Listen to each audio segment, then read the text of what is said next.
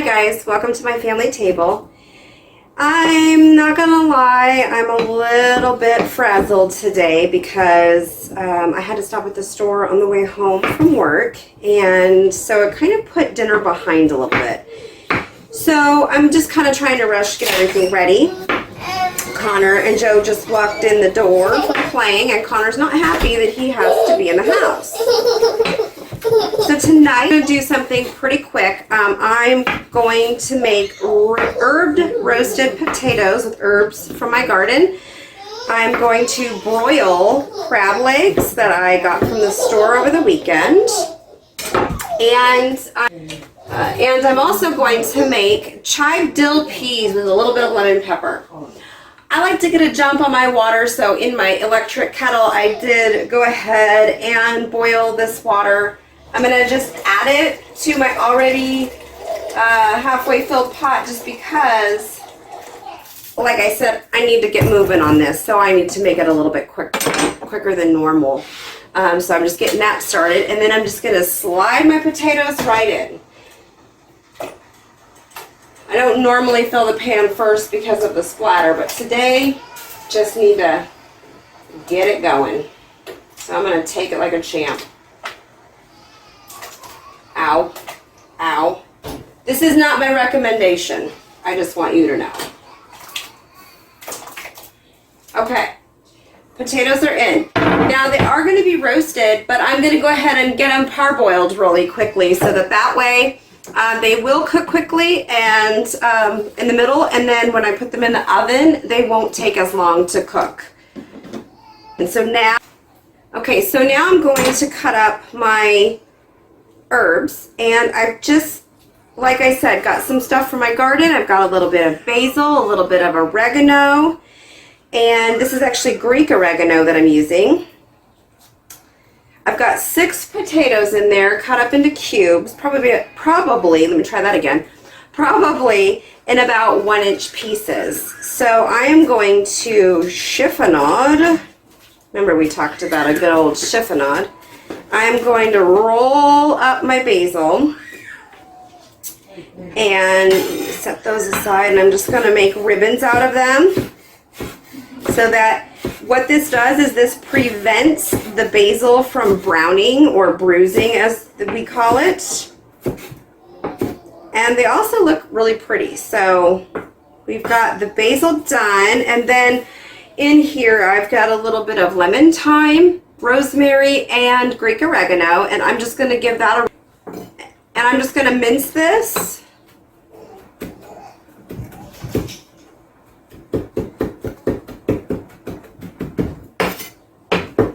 Alright, the potatoes are boiling. I'm going to go ahead and add a little bit of salt. Should have already done that. But like I said, you know what, sometimes you get frazzled and in a hurry, those little things just kind of slip away. That's okay. It's not going to hurt anything because I'm just going to add some salt to the actual baking dish that I'm going to put them in. Okay.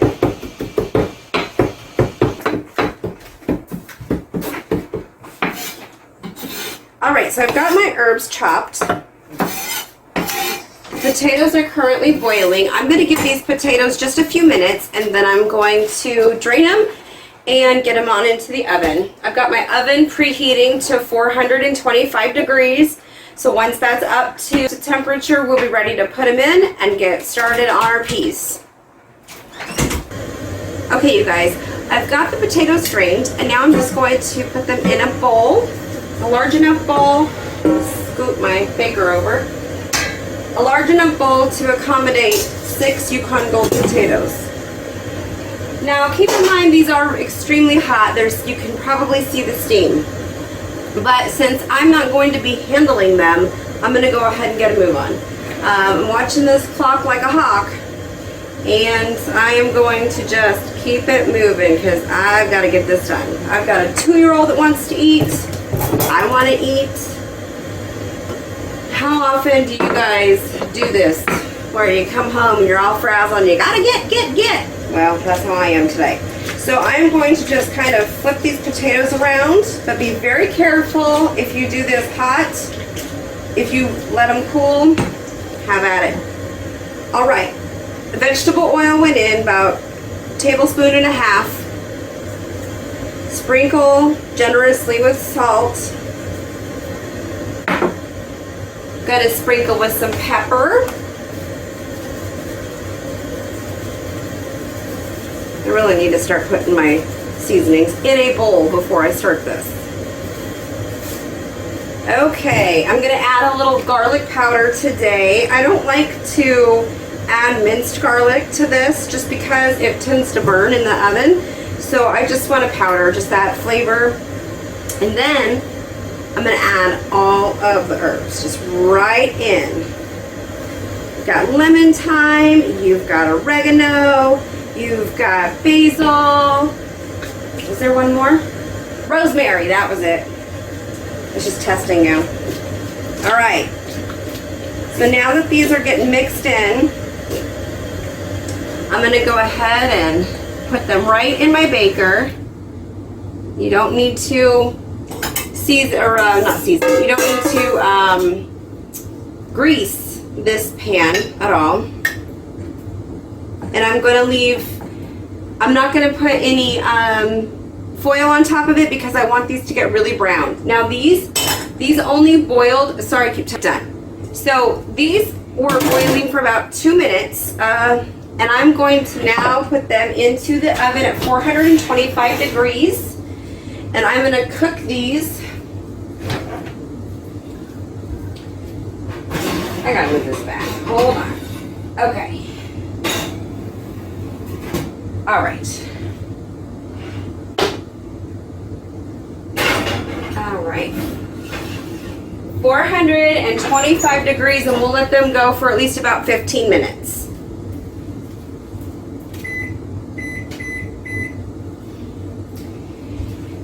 Now that I have that going, I want to go ahead and start my peas.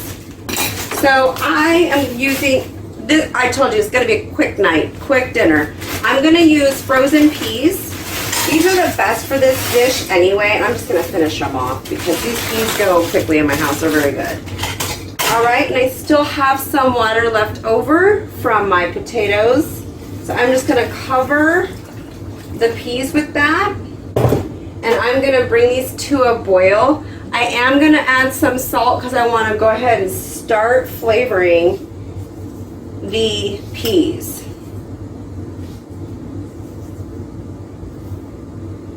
There's a lot in there. So while these are cooking, I'm going to start melting down some butter. Now you're going to need butter for your peas and your crab. So we're just going to melt it all down together in one pot, so it's less dishes that you have to do and less steps that you have to do.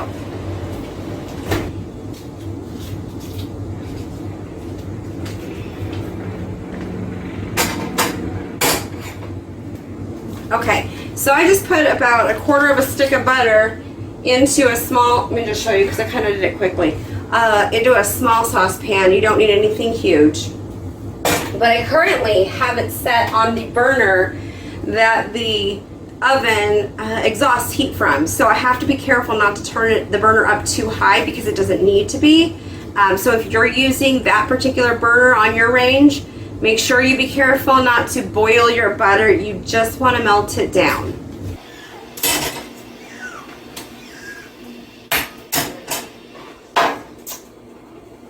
All right, my butter is just melted, so I'm going to take it off the burner and just set it aside. In the meantime, while my peas are boiling, I'm going to snip or chop rather chives, fresh chives. And I'm just going to use dried dill today. I do have dill growing in my garden, but it's not quite ready yet for the picking, so I'm just going to do this. We are looking for 2 tablespoons of chives. This looks like more than 2 tablespoons, but I'm going to use it because I love chives.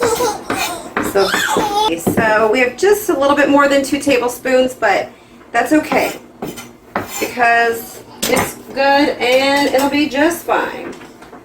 Alright, these peas are looking really, really good. And they've been boiling for a few minutes now. Peas don't take that long to cook, I'm sure you know that. Thought I'd point it out. I'm going to actually taste one. I want to see how far along they are. Since they are frozen, you definitely do need to cook them down to give them a little bit more texture, or a better texture than straight out of the freezer, but those are good. Okay. The peas are done. I'm going to go ahead and get these drained now because you don't need that water. You guys, make sure that you drain your peas really well because these are going to get mixed with a whole bunch of other ingredients. All right, maybe not a whole bunch, but with a few other ingredients, and you don't want there to be any liquid. Okay. So we need about 1 tablespoon of butter.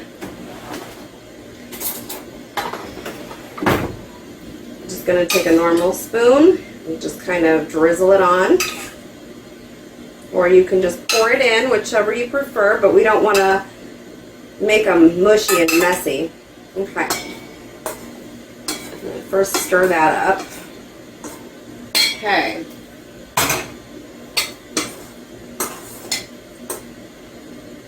did you guys see that pea roll off the tray there? Okay, peas. The next thing we're going to do is put our chives in.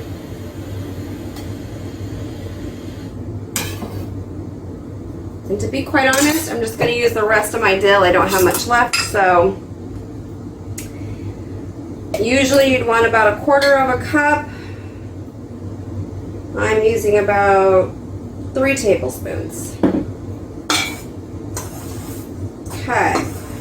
Mix it in as you go. Since we have butter in here, I might add a little bit more butter depending on how it tastes. Remember, you always want to taste it. We're going to do about 1 tablespoon of lemon pepper. I just kind of eyeball that. You can certainly measure that out if you want. And a little bit of kosher salt.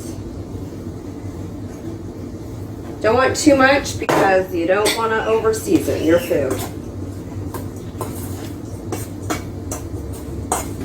All right.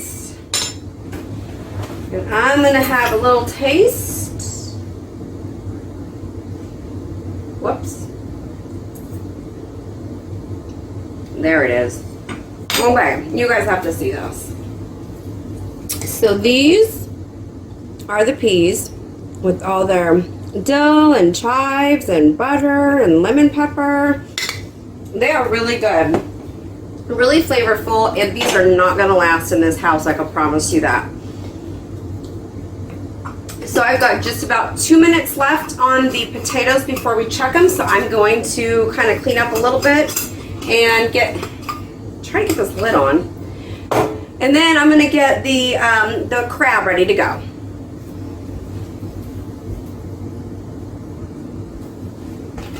Okay, the timer just went off for the potatoes, so I'm just going to check them real quick, see if they are tender but crispy. All right. Stick that on a hot burner. I don't think that burner's come down yet.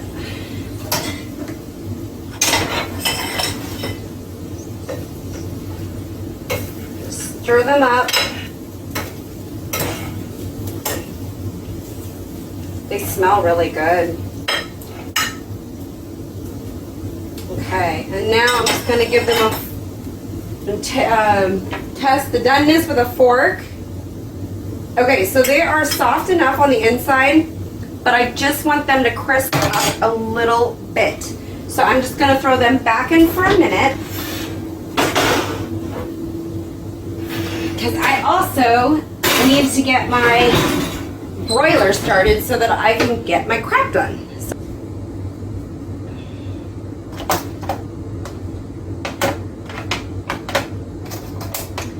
Okay, so basically what I'm doing is I'm taking 2 rimmed baking sheets, and I'm going to place the crab on each one of them because they are going to go under the broiler.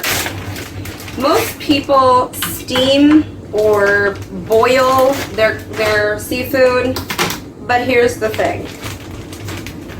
It's fine. You can do that. That's okay.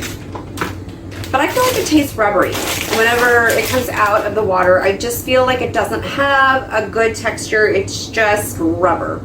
So what I do instead is broil. I broil my lobster, I broil my crab legs. It takes like 4 minutes to broil them, and then you're done. So, I mean, it's not even that big of a deal. You don't have to do anything to them other than put them on your baking sheet and put them underneath the broiler. But you want to put them about 6 to 8 inches below that broiler so they don't burn. You only want them in for 3 to 4 minutes so that it cooks them nicely. Just gotta keep an eye on them to make sure they're not overcooking, and then serve immediately. Okay, I'm taking the potatoes out of the oven now. Okay, you guys, this is what the potatoes look like when they come out of the oven. Full of herbs and sizzling. And delicious. I cannot wait to eat those. And I'm just going to move my lower rack 1 more space down to where it's at the lowest point of cooking. I am also going to move the top one down just a bit as well. And for this, I'm going to need to remove my oven thermometer because the goal here is to broil both of them at the same time. I know, good luck. The problem with my oven is that it's not wide enough on the inside to accommodate 2 lined baking sheets on the same rack. So I'm gonna try to shove them in and get the most out of both of them that I can. These potatoes, you guys, they look so good. I'm really excited to eat them. Can you wait? I bet not. I'm gonna taste it actually. I need to make sure that it's got enough salt. Let's see. That's hot. I can taste those herbs though. Better take a little bite. Oh my god. Super hot, super good, but definitely needs more salt. Oh, herbs. Amazing. Okay. Woo! That was hot. Those are really good. Dang. If I didn't have crab legs, I probably would just eat the potatoes for dinner, but since I have crab legs, I mean, I'm not going to say no to that. That'd be silly. Okay. So I think my broiler's been on long enough. Yes. And I'm going to go ahead and try. Here, I'm going to move this out of the way real quick. I'm going to try to accommodate both racks in here. I don't think that's going to work. Hang on. No. Okay, so I'm only going to be able to accommodate one at a time. That's okay, because it'll take 3 to 4 minutes. So that one's in now. I'm going to put 3 minutes since it's the smaller of the 2.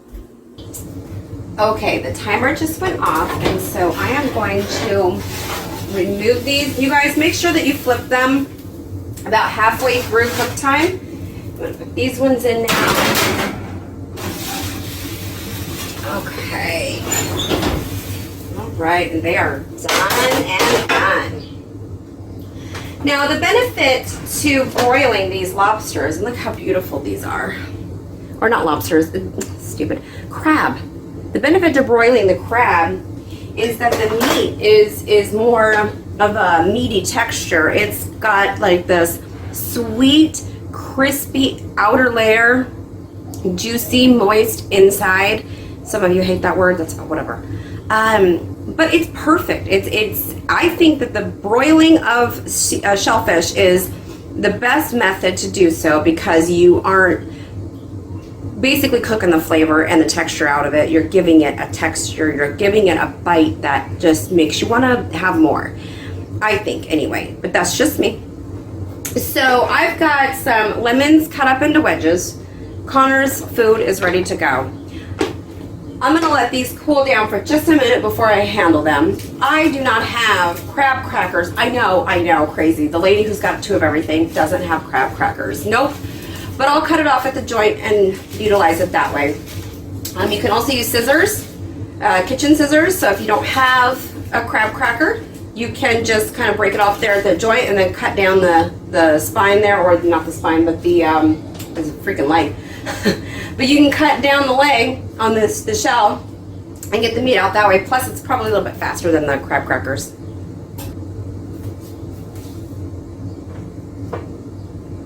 All right, these are somewhat cool enough for me to handle. I just broke it at the joint, so I've got the claw here. The claw. And I'm gonna get my shears. Shell.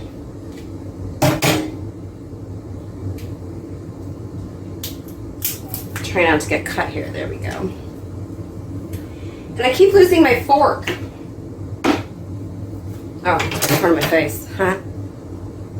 And you've got your sweet crab right here.